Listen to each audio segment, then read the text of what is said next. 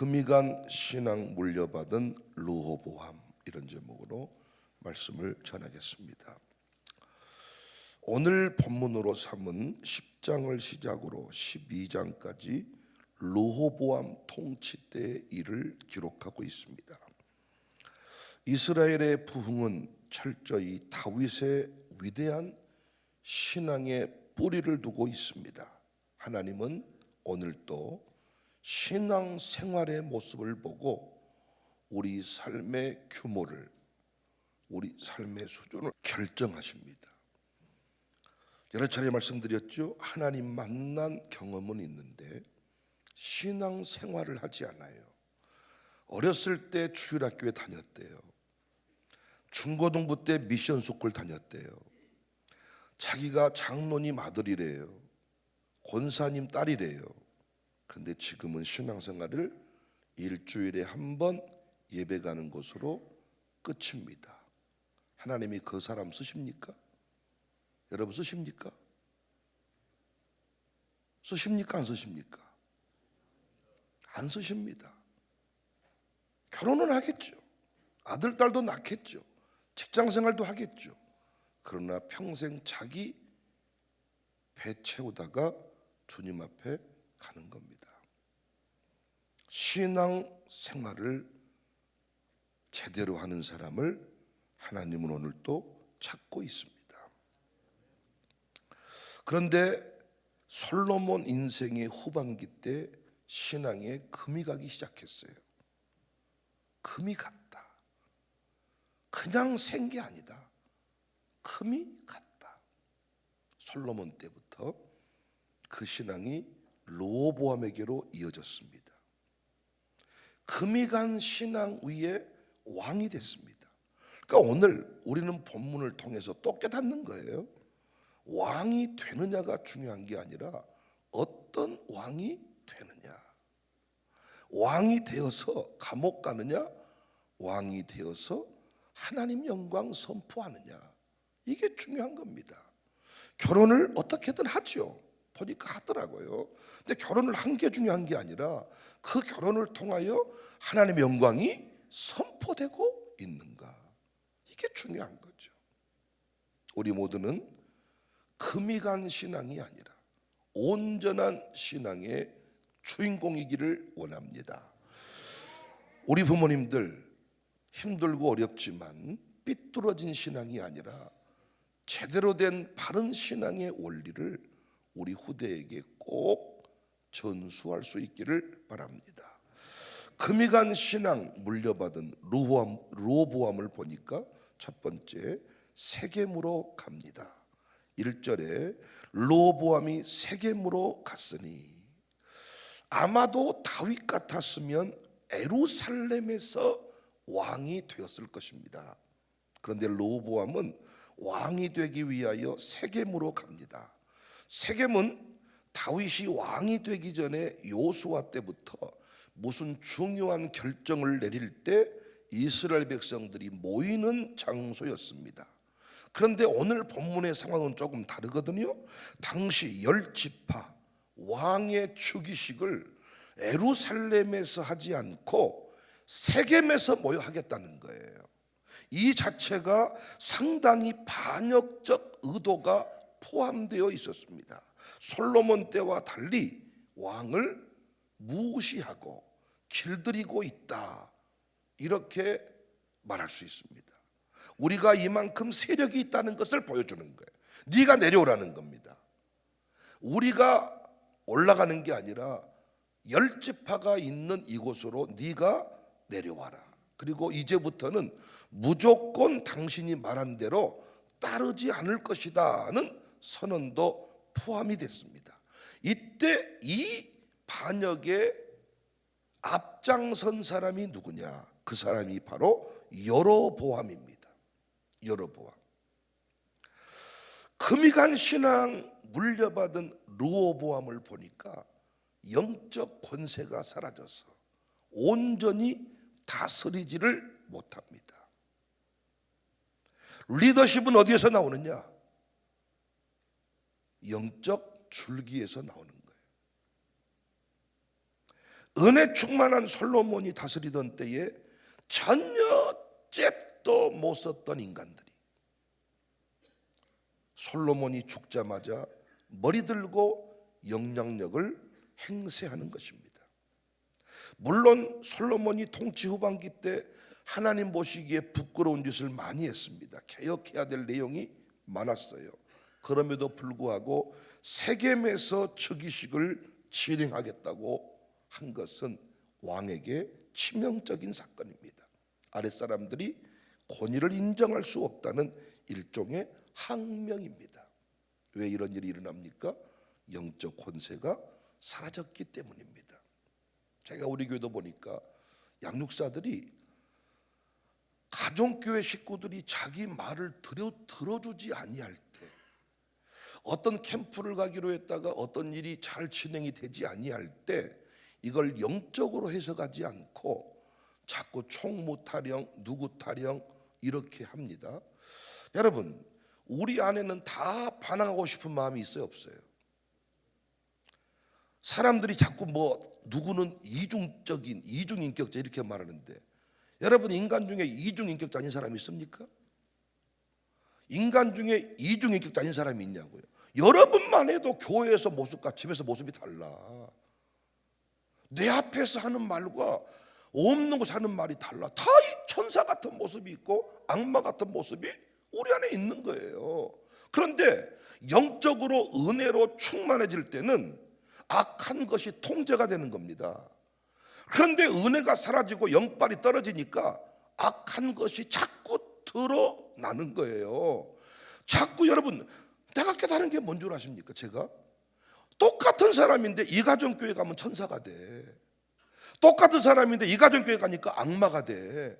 표현이 좀 그렇습니다만은 자꾸 힘들게 하는 사람이 돼. 똑같은 사람인데 1년을 살아가는데 어떤 때는 부흥의 통로가 됐어. 어떨 때는 자꾸 발목을 잡는데 왜 그래요? 그 리더의 영적인 상태입니다. 양육사가 똑같이 있는데 양육사가 약해 보이는데 힘을 내서 달려가는 것이 있어요. 목양장이 영적으로 다스려주는 겁니다. 우리가 왕의 자리에 올라갈 때도 하나님 방법으로 올라가는 것이 중요하고, 근데 인간의 방법으로 올라갈 수 있습니다. 근데 올라간 게 중요한 게 아니라 거기서 왕으로서 존중을 받아야죠. 그러니까 지금 우리 대통령 새로 세워졌는데 지금 이 대통령도 존중을 받고 환영을 받지 못하면 아무것도 할 수가 없습니다. 영적 존중. 그래서 이제 자꾸 전 정권에서는 무당을 찾고 무속인을 찾고 뭔가 나름대로 영적인 것을 추구했는데 전혀 방향이 잘못된 거죠. 왕에게 가장 중요한 게 결정입니다. 지금 르호보암은 세금 문제를 결정해야 될 그런 상황이었습니다.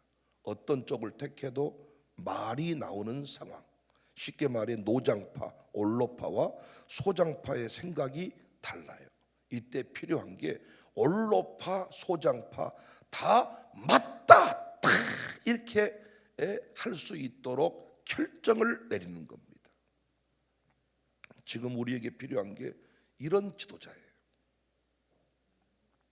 결정을 탁월하게 할 때 백성들을 잘 다스릴 수가 있습니다. 캠프를 갈 때 날짜를 어떻게 잡느냐, 장소를 어디로 하느냐. 무조건 고급지다고 좋은 게 아니야. 무조건 싸게 간다고 좋은 게 아니야. 무조건 시간이 길다고 좋은 게 아니야. 또 무조건 짧다만 좋은 게 아니야. 우리 가정교회에게 딱 맞는 장소이고 우리 가정교회에 딱 맞는 시간이고 우리 가정교회에 딱 맞는 메뉴를 짜고 이런 결정 하나하나에 탐복이 나오는 거예요. 탐복. 만약에 경험으로 다스린다면 젊은 사람은 절대 왕을 할 수 없습니다. 그런데 이미 우리는 배웠습니다. 영적 통찰력은 하나님 말씀으로부터 나온다. 하늘의 지혜로부터 주어진다. 근데 르호보암은 신앙이 금가 있으니까, 신앙이 흔들리니까 시작부터 우왕좌왕하는 모습을 보이는 겁니다. 사랑하는 여러분, 우리 모두는 주의 종들인데 영적으로 충만한 상태를 유지하시기를 바랍니다. 신앙생활을 바로 하세요. 예배를 온전히 제대로, 우리는 지금 이 예배 시간을 통하여 충만해지는 거예요. 다른 시간 공부하려고 하지 말아요. 다른 리더십 공부가 중요한 게 아니라 신앙생활을 통하여 하나님 우리에게 필요한 것들을 공급해 줍니다. 이 새벽 예배, 이 신앙생활을 통하여 우리 자녀가 살고 죽는다니까요. 자녀 문제가 다른 데 결정되는 것이 아니라 내가 매일 일상 속에 이루어지는 이 새벽 기도를 통하여 내 아들, 딸, 손자, 손녀의 문제가 결정이 된단 말이에요. 그런데 우리는 이것들을 항상 대충 하고 내가 다른 방법으로 자식들을 도우려고 하니까 인생이 안 풀리는 겁니다. 교회 생활 따로, 자녀 세우는 것 따로가 아니라 교회 생활과 자녀 생활이 연결이 되어 있다는 것입니다. 가정교회 양육사로서 잘 다스리는 방법이 어디 있느냐? 내 신앙생활에 담겨져 있다는 겁니다. 하나님은 그것을 보시고 내게 필요한 능력들을 공급해 주십니다. 목사와의 관계가 불편해, 틀림없이 당신 가정교회는 삐그덕거립니다. 영적인 원리입니다. 지도자 존중하는 신앙이 깨져버렸는데 어떻게 당신이 존중받는 지도자의 복을 누리겠습니까? 안 되는 겁니다. 신앙생활을 통하여 내 삶의 모든 것들이 다 결정이 되고 누리며 살아가는 거예요. 여러 차례 말씀드렸죠. 부흥할 때 말을 하던 사람도 부흥을 하면 부정적인 사람도 긍정적으로 바뀌어. 내가 소문 들었거든. 그 사람 부정적인 사람이라고, 쉽지 않을 거라고. 근데 부흥하면요 긍정적으로 바뀝니다. 그런데 부흥이 사라지잖아요. 그러면 좋았던 사람도 삐딱해집니다. 다 말을 하기 시작해. 이 이놈의 가정교회가 한번 말을 하기 시작하면요 아주 별 사람이 다 말을 합니다. 싸네 비싸네부터 시작해서 뭐 어쩌네 저쩌네 이러고, 이야 진짜 오지도 않을까 하면서 고춧가루는 다 뿌려버리고 뭐 좋네 구준네 해놓고는 자기는 안 한다니까, 안 가버린다니까. 교회가 그런 식으로 흘러가면 어떻게 된다고요? 지나가던 택배 아저씨도 침받고 간다고요. 팩 침받고 가. 그런데 영적으로 충만한 교회는요, 야 지나가던 사람도 그곳에 함부로 행동하지를 못합니다. 그런데 난 안타까운 게 우리 양육사들이 이 원리를 잘 모르고 그냥 죽어 열심히만 하면 된다고 생각해. 열심히만 하면 된다고 생각해. 양육사가 이 강단으로부터, 목사로부터 이름 한번 불려지잖아요. 가정교회 식구들로부터 존경받는 게 달라져. 그러니까 어떻게든 신앙생활을 잘하려고 하는 게 아니라 목사 상관없이 열심히만 하면 된다고 생각합니다. 안 됩니다. 신앙생활을 통하여 모든 것이 결정이 된다. 신앙의 금이 간 로보암을 보니까 벌써부터 백성이 작고 흔드는 모습을 봅니다. 우리 모두 신앙생활 잘해서, 부모님들 여러분이 교회를 잘 섬기고 바른 신앙 전수하면 여러분 아들이 목회할 때 여러분이 섬긴 목사보다 훨씬 더 멋지게 목회하게 될 거예요. 이게 원리입니다. 부모님이 그 교회를 잘 섬기면 하나님 여러분보다 더 좋은 성도를 붙여서 여러분 아들 목사 잘 되게 합니다. 근데 우리는 이걸 모르니까 자기가 아들을 도우려고 생각해. 당신 용돈 쪽에서 돈 보내본들 얼마나 도울 수 있겠어. 부자인데 믿음 좋은 집사님 붙여서 내 아들 목사 섬기게 하는 게 훨씬 빠르지 않겠어요? 그게 먼저 그 나라와 의를 구하는 것. 우리 모두 1대 신앙생활하고 있다면 처음부터 신앙생활을 똑바로 제대로 하시고, 2대 3대를 바라보고 있다면 바른 신앙의 원리를 잘 넘겨주시기를 주님의 이름으로 축복합니다. 금이 간 신앙을 물려받은 르호보암은 원로들의 가르침을 버립니다. 두 번째 13절, 왕이 포악한 말로 대답할세 르호보암이 원로들의 가르침을 버렸다. 북쪽 10지파가 세금 이야기를 들고 나오니까 르호보암이 3일 후에 다시 만납시다 라고 시간을 정합니다. 5절에 르호보암이 그들에게 대답하되 3일 후에 다시 내게로 오라 하매 백성이 갔다. 있었습니다. 3일은 예루살렘에 가서 회의할 때 필요한 시간이었던 것 같습니다. 그런데 르호보암은 3일 후에 만나 원로들의 제안보다는 일종의 소장파의 뜻을 따라 결정을 합니다. 8절, 왕은 원로들이 가르치는 것을 버리고 그 앞에 모시고 있는 자기와 함께 자라난 젊은 신하들과 의논하여, 다시 말해서 감세는 없고 더욱 강력하게 너희들을 다스리겠다는 선포를 합니다. 13절, 왕이 포악한 말로 대답할세 르호보암이 원로들의 가르침을 버리고, 사실 이 사건의 핵심은 세금 문제가 아니라 솔로몬의 타락으로 인해 만들어진 잘못된 것들을 바로잡으라는 하나님의 사인이었습니다. 이때 르호보암이 할 일은 아버지의 부정적인 잘못된 유산을 청산하고 새 출발을 하면 됐을 일인데, 르호보암이 신앙이 있다고요, 없다고요? 없으니까 이 사람들이 나를 감히 대적하고 항명하는구나, 니들이 한가하니까 그따위 소리 하는구나, 밀어버려, 깔아버려, 죽여버려, 이런 초강수를 둬서 이스라엘 백성들을 다스리겠다 하는 거죠. 신앙이 똑바로 세워지지 않은 사람의 두 번째 특징은 하나님의 뜻을 분별하지를 못합니다. 하나님의 마음을 온전히 알지 못합니다. 르호보암은 왜 이런 일이 일어났을까? 왜 이렇게 세금 문제로 이들이 힘들어할까? 여기 하나님의 뜻을 깨달았어야 돼요. 그런데 르호보암에게는 영적 통찰력이 없었습니다. 여러분 부탁합니다. 우리 교회는 모든 일들을 다 하나님의 눈으로 바라볼 수 있기를 바랍니다. 내 부인이 아무리 뭐라고 해도 남편이 영적인 통찰력을 가지고 이 부인이 엉뚱한 소리 하면, 여보 당신 쓸데없는 소리 하지 말고 질서에 따라 순복하세요, 이렇게 말할 수 있는 이런 부부들이 많아지기를 바랍니다. 부인이 말하면 맞아. 이게 문제요. 목사의 설교를 듣고 살지만 부인 말이 더 옳아버려. 나는 이런 분들한테 제안하고 싶어. 차라리 부인을 기도원 원장 세우고 좀 그렇게 살아야 되지 않겠나.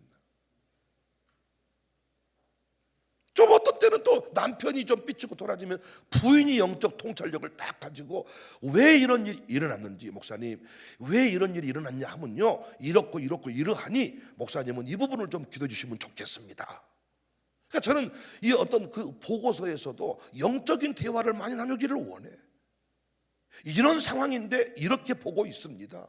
그런데 엉뚱하게 보고 있으면 내가 바로 잡아주거든요. 근데 영적인 대화를 안 하고 이랬답니다, 저랬답니다, 일러 바칩니까? 떠든 사람 김개똥, 조는 사람 김개똥, 이렇게 그것을 저한테 보고한들 무슨 의미가 있겠습니까?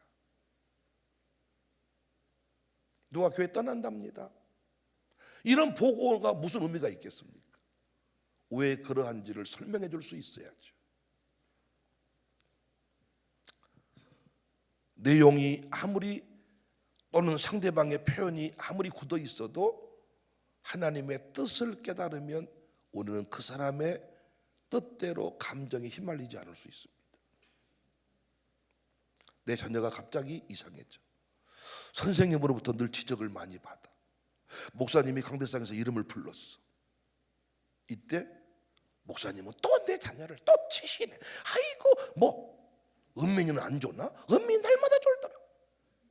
요즘에 보니까 뭐 김태현 목사 아들 하중이는 안 좋나? 날마다 졸더라. 주호와 유겸이는 안 좋나? 목사님 아들들은 더 졸더라.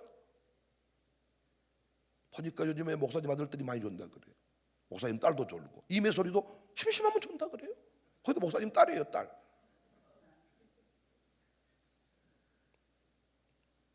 이지욱이 또 졸음 대왕이라 그래요. 장로님 아들 이지욱이 지 드럼 칠 때를 빼놓고 거의 잔대요. 너 잘 몰랐는데. 아니 제가 데서 이름 불렀어. 너 왜 줬냐? 이랬더니 어떤 엄마가, 아이고 목사님 투미 자고 은미 자고, 아니 뭐 주호 자고 유겸이 자고 이렇게 말하는 사람은 아직도 영적인 감각이 없는 사람이에요. 왜 이 대목에 목사님이 내 아들 이름을 부르지? 왜 책망하실까? 딱 생각해 보면 뜻이 있거든요. 그런데 우리는 이런 감각이 없이 감정으로 지금도 신앙생활을 하는 거예요. 감정으로. 제가 온고했다가 아무리 이름을 써가지고 와도 안 불러질 때가 있고, 이름을 쓴 적이 없는데 이름이 불러질 때가 있고, 무엇이든지 하나님의 계획 속에 하나님의 뜻대로 이루어졌음을 알고 그 메시지를 찾는 게 중요합니다. 그러면 틀림없이 목사님 감사해요, 아들 이름 불러준 거 우연 아니었습니다, 놓치고 있는 게 있었습니다, 목사님 감사해요, 내 남편을 책망해 주시 감사해요, 기도하고 있었습니다, 목사님 내 아내를 그렇게 강하게 말씀해 주시니 감사해요, 우리 아내 잡을 사람 목사님밖에 없습니다. 이런 서로 관계가 돼야 되는데, 와, 자기 부인을 좀 뭐라 했더니 남편이 이제 복수하듯이 막 째려보고 노려보고, 와, 이렇게 되니 뭐가 되겠습니까, 여러분? 로보암의 의논 파트너로 삼은 소장파는 함께 자라난 젊은 신하다 이렇게 썼잖아요. 10절에 함께 자라는 젊은 신하들. 그러니까 로보암과 같은 연배인 40세 전후의 신하들로 이렇게 보는데, 이들은 다윗 시대의 영적 부흥을 모른 자들입니다.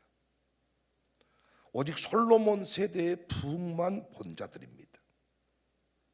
그래서 이들은 백성들의 이런 모습이 말이 안 된다는 거예요. 부흥의 때의 모습을 모르니까 이건 말이 안 된다. 부흥하면 이 모든 것이 잠잠해진다는 것을 모르니까 이 대적은 싹을 잘라버리고 처음부터 뽑아버려야, 이게 확실하게 딱 잡아버려야 이것이 정리가 됩니다. 근데 여러분 해보셨지만 확실하게 그 사람을 정리해버리면 그걸로 끝납니까? 또 다른 사람이 나오잖아요. 부흥을 만들어낼 때 모든 것들이 잠잠하게 되는 법입니다. 양육사 여러분들, 저와 같은 위치에 서 있으니 정신 똑바로 차립시다. 부흥이 일어나면 말이 사라지는 거예요. 부흥이 일어나면 부정적인 사람이 사라졌다는 말은 다 양면성이 있는데 이 이중 인격자들인데 내 안에 천사가 이제 활동하기 시작하는 겁니다. 그런데 부흥이 사라지면 내 안에 있는 악마가 나타나서 야, 이렇게 괴롭히는 겁니다.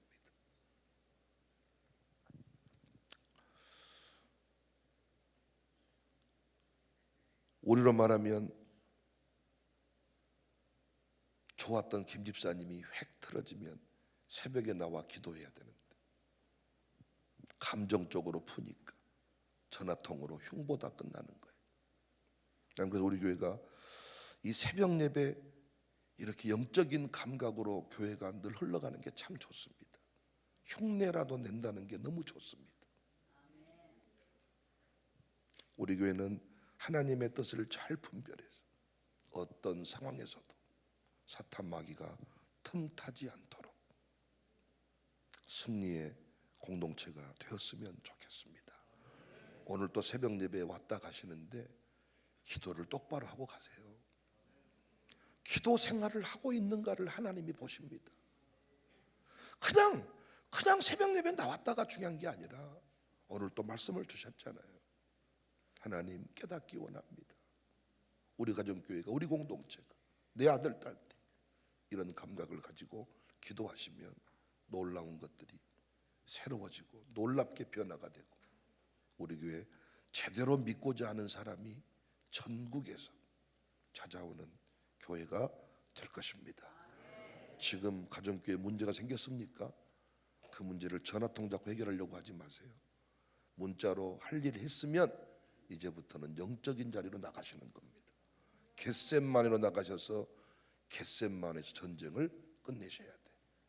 목사랑 상담도 했는데 아직도 감정이 안 풀립니까? 그럼 여러분 겟셋만으로 나가셔서 영적 전쟁을 치우셔야 돼. 거기서 모든 것들이 최종적으로 해결